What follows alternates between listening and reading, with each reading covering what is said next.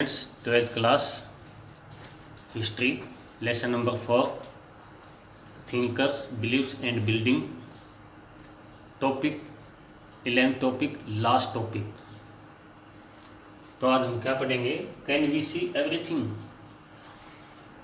हमने अपने कंट्री की ऐसी ट्रेडिशन पढ़ी हैं जिनको हम देख सकते हैं, यानी ऐसी ट्रेडिशन, एक विजुअल ट्रेडिशन।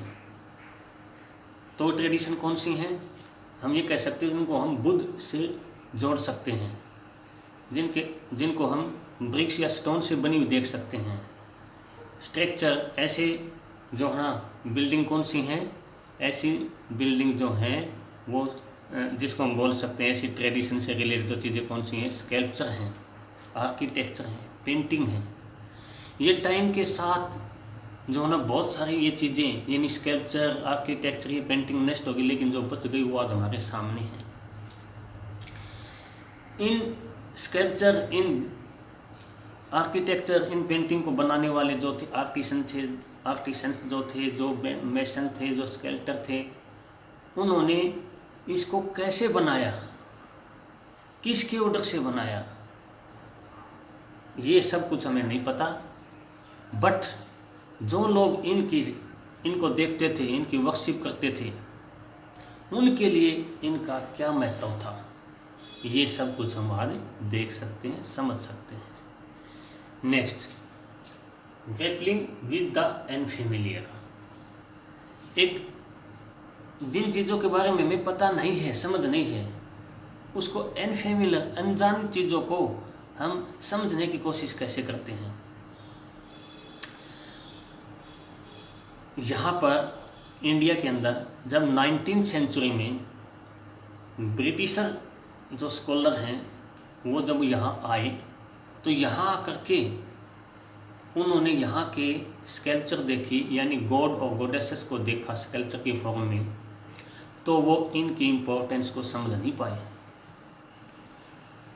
क्यों नहीं समझ पाए? कि यहाँ पर एक ऐसी स्कल्पचर हमें बहुत सारी मिली हैं जो ह्यूमन और मैन दोनों के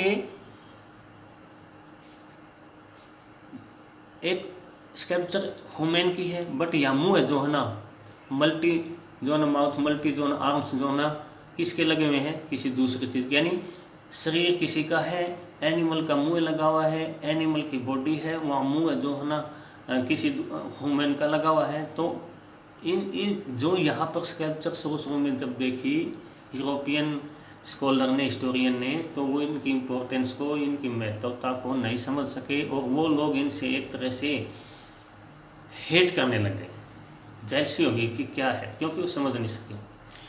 बट ये यूरोपियन जो स्कॉलर थे, उन्होंने इन स्कल्पचर की को इंडो ग्रीक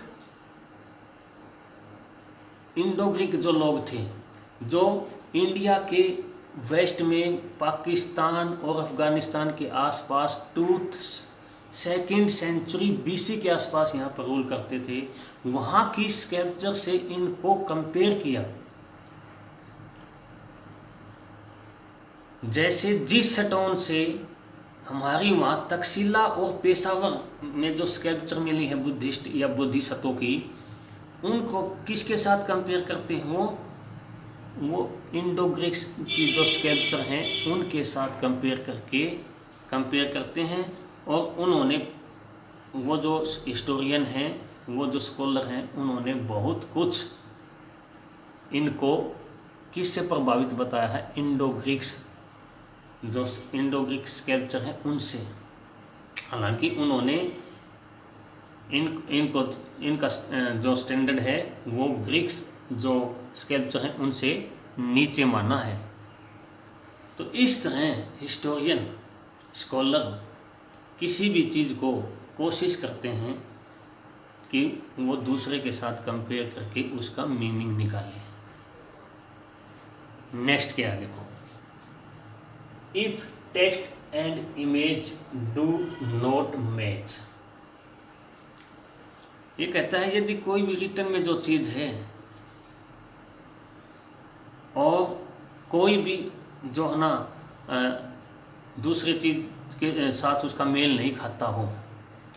अब देखो ये हम एक ऐसा एग्जाम्पल यहाँ पर लेंगे। पहले इसको समझिए।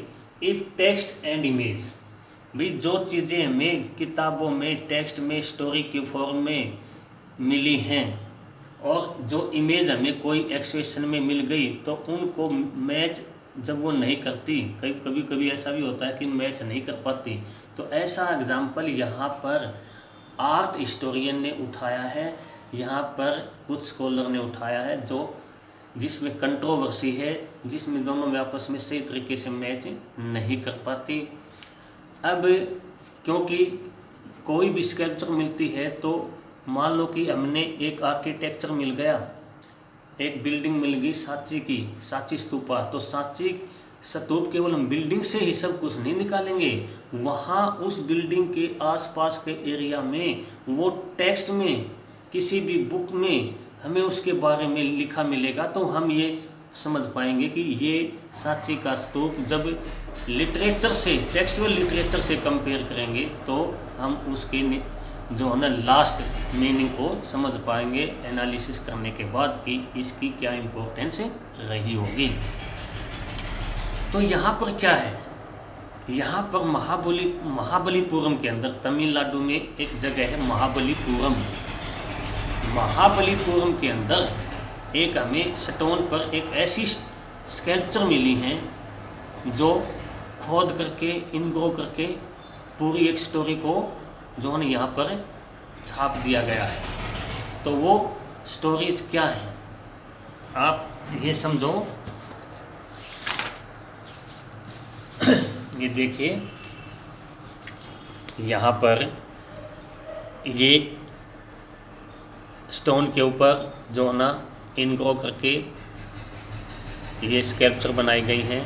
तो हिस्टोरियन ने इनका जो है ना समझने की कोशिश की है, क्या अभी तक जो है ना समझ नहीं पाए हैं, कंट्रोवर्सी है। बट कुछ आर्ट हिस्टोरियन ये मानते हैं कि जो इन्होंने इसको महाभारत से, पुराणों से जोड़ा है, हम ये कह सकते हैं कि बहुत सारे एपिक से के साथ या पुराणों के साथ जोड़ने की कोशिश की गई है। पुराणों में क्या है, पुराणों की स्टोरी में ये मिलता है कि एक यहाँ पर जो है ना ये गंगा को दिखाया गया है जो हेवन से आती हुई दिखाई गई है, उससे रिलेटेड ये स्टोरी है।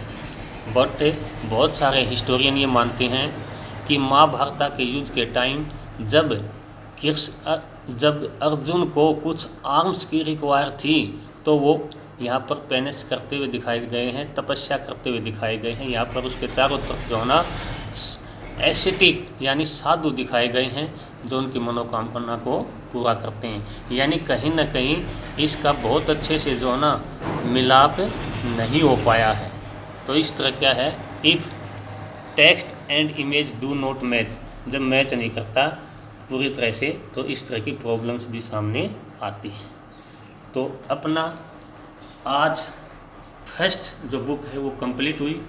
आपको कोई भी टॉपिक, अब हम जून मंथ से पहले आगे जो है ना सिलेबस नहीं करेंगे। अब हम जो भी आपकी समस्याएं हैं वो व्हाट्सएप पे टॉपिक से रिलेटेड पेज नंबर लिख करके छोड़ सकते हैं, उन्हीं को हम सॉल्व करते जाएंगे। Okay, thank you.